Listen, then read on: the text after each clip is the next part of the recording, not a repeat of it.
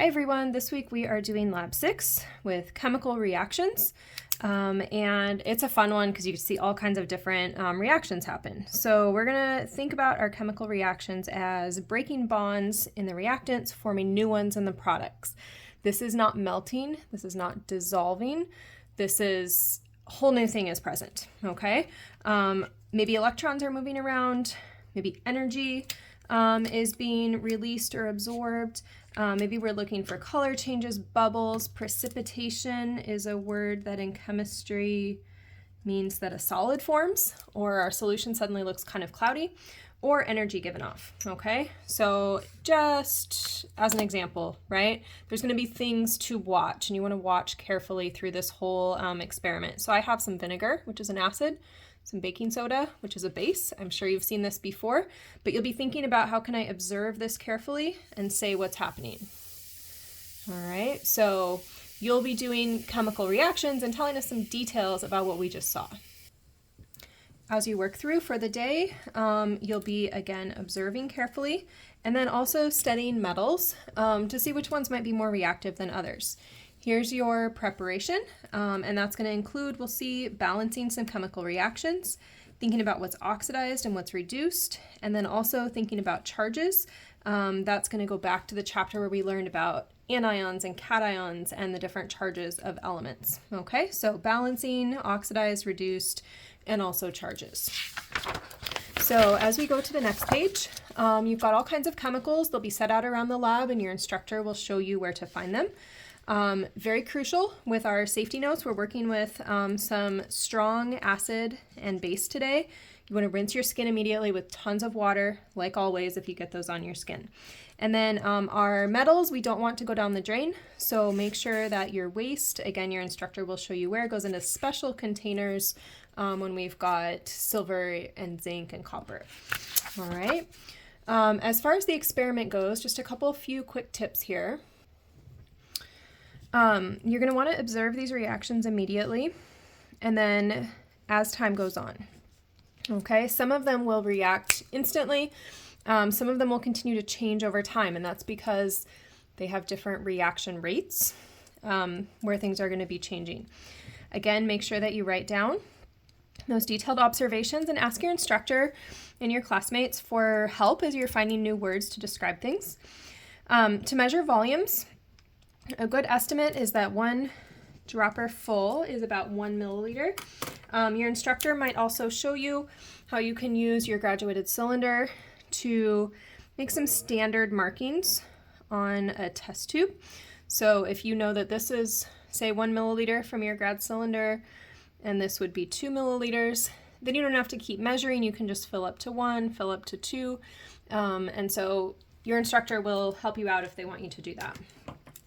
Your measurements, however, do not need to be exact throughout today.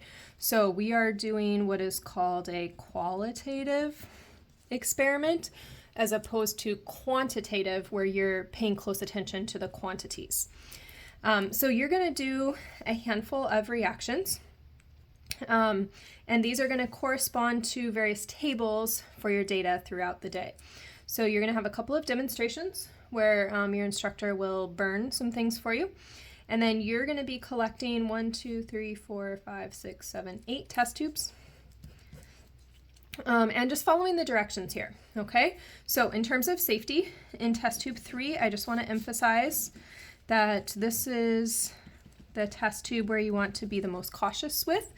We have a very strong base, sodium hydroxide, and a strong acid, hydrochloric acid. This 6 molarity tells me the concentration. It also tells me that both of these are aqueous when I see a concentration unit like molarity. But most of all, just be cautious here, okay?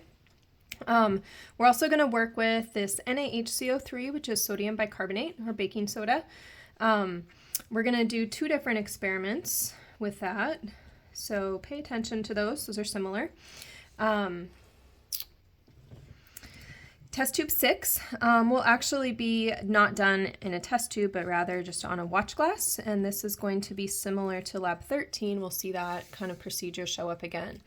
7, 8, and 9, these are going to be the slowest reactions, and so good candidates to be observing after 5 minutes, 10 minutes, 15 minutes, okay? And these are also the ones with the special waste considerations. So they're not going to go down the drain because we've got various metals in them. And then finally, if time allows, you'll be mixing and matching something from what's out in the lab, but you'll always want to check with your instructor before doing that. So moving on, let's take a look at one of the data tables. So you're going to have a bunch of data tables. Table 1 is going to correspond to that demo 1, okay? And these look kind of similar to what we've been working on. At the top, we've got the formula. As instructed for your pre-lab, you want to actually balance all of these reactions before you come in and add phases, which we've done before. So I'm not going to balance for you, but you can do that on your own. In terms of structures, just for example, we've been doing those. This is a good review of your Lewis structures. So CH4, carbon's got 4 valence electrons. Each hydrogen has 1, and then you can draw those bonds to connect them. So that would be, for example, my CH4. And then you could also do the structure for the O2, carbon dioxide, H2O. Remember, we sometimes use orange to represent our energy, so we'll be using that color again in a moment. So that's what we mean by structures. These are going to be Lewis structures, and then we can use what we know about oxidizing and reducing to label these a bit more. So if you remember, oxidation is loss, reduction is gain. And so oxidation is when you lose hydrogens. Reduction is when you gain hydrogens. If I can look at my CH4, follow that carbon is a good thing to do with these organic reactions. I can see that hydrogens are lost, and so that tells me that my methane here becomes oxidized. So that becomes oxidized.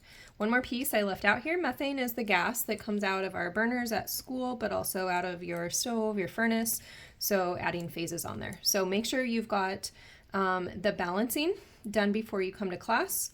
So balancing as well as the structures, and you can even think through that oxidized and reduced. Those are things to do before you come to class.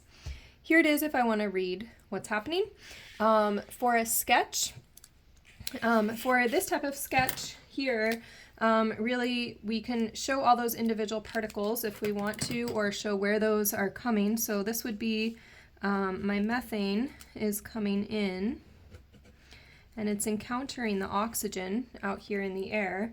And when those two react, then I get a ton of energy, and it's at a high temperature. So then I've also got my products that are floating around here in the air as well. Okay, so the methane comes in, meets with the oxygen, gives off a ton of heat, light, and then I also get that carbon dioxide and water. So that'll be one way to sketch that. We're also going to be thinking throughout the day. Notice there's kind of like a 2-column setup to these pages. So be thinking about reactants, which are going to be before the reaction. So you're going to write down observations here for what do I see before the reaction? What does methane look like? What does oxygen look like? After the reaction, what do my products look like? So what do these things look like as I write that? And then this is just kind of a bonus at the end of each page. Nothing to really do with these, but you've got some terms to think about, maybe a little sketch, just words that we can use as we're learning to talk about these reactions, okay? So with your instructor, you'll be completing this demonstration and some observations. Just a quick glance ahead. Here's another burning demonstration that you'll see. And then you'll notice we've got some more pictures as we work through. Each of these is corresponding to one of the test tubes, okay? So let's just work out, let's see, maybe one more. We'll go to table 7 here, okay? So this is one of those first ones with your metals. And again, like I said on the last page, we're thinking reactants on the left, products on the right, okay? So we've got formulas. You want to balance. I'm going to leave that for you. You want to add phases once you're in lab, okay? The additional thing on 7 through 9 is we want to add charges, okay? And so just a reminder here, if we have elements that are all by themselves, they're not in a compound, So they have not gained or lost electrons. So if I'm thinking about charges for any element that's by itself, the charge is 0. Here's another silver, Ag, by itself, charge is 0.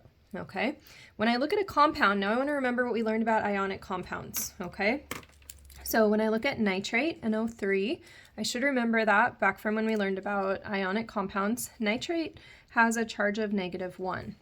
And from that, I can infer what the charge must be on my silver. So if nitrate is -1, and I've got one of those, each silver must have a positive charge. Okay, and then over here with the copper nitrate, here I have 2 nitrates. This was one of our tricks we used. The subscript can go up to tell me the charge. So the charge on copper is 2+. And then I've got a 1 here that I can't see, but that goes up. That tells me the charge on each nitrate is negative. So I want to be able to look at those charges as a piece of my preparation on tables 7 through 9. From those charges, I can figure out what's oxidized and what's reduced. So remember, oxidation is loss, reduction is gain. Okay, oxidation, we're going to see that we're becoming more positive. Reduction, we're becoming more negative because we're losing electrons and we're gaining electrons. So I would want to look at, say, copper with its friend copper here. I go from 0 to 2 positive. And that tells me that I lost electrons, I became more positive. So I would say that copper became oxidized. And remember, if you're oxidized, you're the reducing agent, right? So that would be the beginning of the work that you would do there. You'd also want to think about silver and what happens to it, okay? When I come down here to draw some sketches, let's just think quickly about what that might look like. So copper, you're going to see is just copper wires, okay? So I might draw that as a copper wire with a bunch of copper in it that has no charge, right? So that connects with, it's just a different way of thinking about this. Silver nitrate, you're going to find, is a solution available to you. So just to kind of help us think about it, this would be silver with a positive charge, nitrate with a negative charge, and then we've got a bunch of water in here. Okay, not to scale, but lots of little water molecules in there, right? Now, when I combine those two together, then I can think about it looking something like this. Okay, and I've got those silver ions and those nitrate ions. All right, so something looking like this, more water molecules in there. I can multi-purpose that label there. You can bring in colors, markers, whatever, if you want to. So this is what I start looking like, but then I notice, right, that copper is going to lose electrons. And so it turns out that each of these copper atoms have 2 valence electrons. And those 2 valence electrons, I'm going to grab a different color here, can be given to the silver. The silver goes from positive to neutral, which means it gained an electron. And so what ends up happening is this copper goes away from its little wire and becomes copper 2+ out in the solution, and these silvers become 0 once they have an extra electron, and those are going to be some really cool crystals that start to form. So that will happen over and over, and you'll see more and more crystals starting to form here.